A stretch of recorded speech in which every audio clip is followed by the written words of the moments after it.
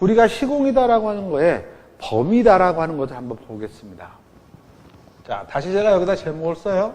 자, 시공이다라고 하는 것을 보죠.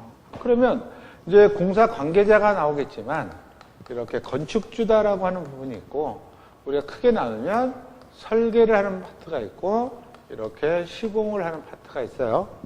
뭐 예전 같은 경우에는 이렇게 여기가 분리가 돼 있어요. 그렇죠? 분리가 돼 있습니다. 학교에서도 지금 분리가 돼 있죠. 학교에서도 설계하는 사람은 설계만 하고 시공하는 사람은 시공만 하고 제가 이런 소리 해도 될지는 모르겠습니다.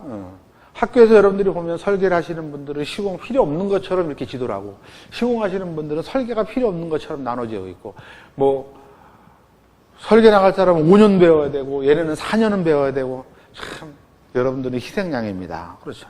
근데 얘를 굳이 나눌 필요가 없다라는 거죠. 얘를 다 알아야 돼요. 우리가 예전에는 이렇게 상대를 했고 이렇게 상대를 했어요. 이렇게.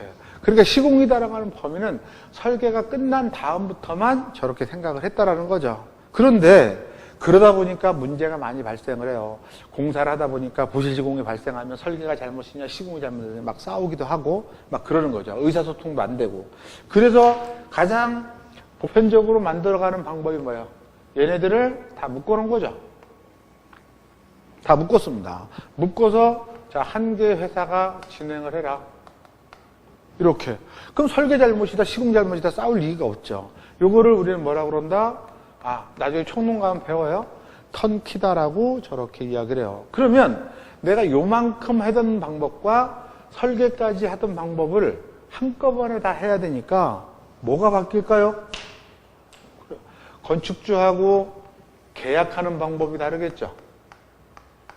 계약의 조건들이 다를 거란 말이에요. 그다음 또 다를 수가 있는 게 뭐예요? 아, 관리해야 되는 방법들이 달라요. 예를 들어 보겠죠. 그냥 자, 이게 분리가 돼 있을 때는 나는 아파트의 발코니를 이렇게 설계를 해야지. 아, 작품성 좋죠. 시공하는 사람이 봤을 때 이렇게 만들면 작업하는데 짜증이 납니다. 그렇죠. 그러니까 이렇게 얘는 시공을 고려하지 않고 막 이렇게 설계를 할 수가 있다라는 거예요. 제가 예전에 현장에서 근무할 때 보면 아파트가 이렇게 있고 이렇게 아파트가 들어가는데 이 동과 동 사이를 30cm를 띄워놓아서 올라가라고 이렇게 있어요. 그림은 가능하죠. 그림은 가능한데 실제로 저거 공사를 하기가 진짜로 만만치 않습니다. 이거는 뭐예요? 얘를 잘 모르기 때문에 하는 내용들로 우리가 나올 수 있다는 겁니다.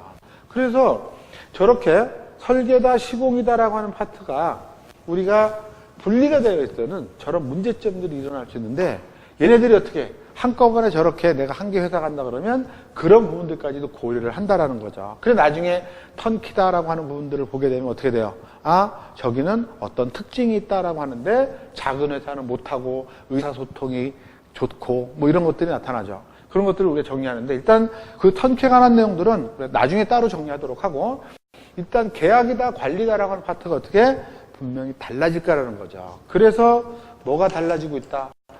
범위다라고 하는 것들이 달라진다. 이 범위다라고 하는 것은 뭐예요? 시공자가 일해야 되는 범위가 달라진다는 겁니다. 아울러 여기 하나를 더 추가를 해봐요.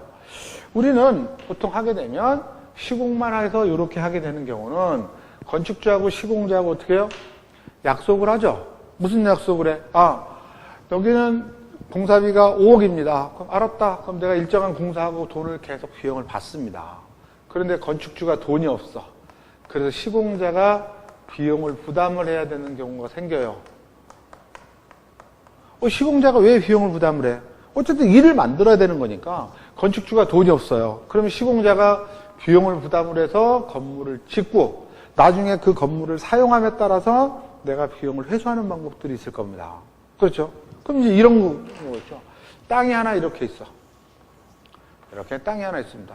여기 땅은 A라고 하는 사람이 소유를 하고 있어요. 이 사람 우리는 건축주라고 그래요. 이 사람은 지을 생각이 없어. 그럼 이제 시공자가 가는 거죠. 가서 여기에다가 우리가 이런 건물을 지읍시다. 이런 건물을 지어서 활용을 하게 되면 굉장히 좋겠다. 그럼 나는 돈이 없다. 비용은 제가 댈게요. 비용은 제가 대고 이 건물을 운영하거나 임대를 하거나 해가지고 제가 비용은 회수를 해가겠습니다. 그럼 건축주는 가만히 앉아서 뭐가 생겨요? 건물이 생겨. 그렇죠. 그러니까 이거를 가지고 어떻게 안 할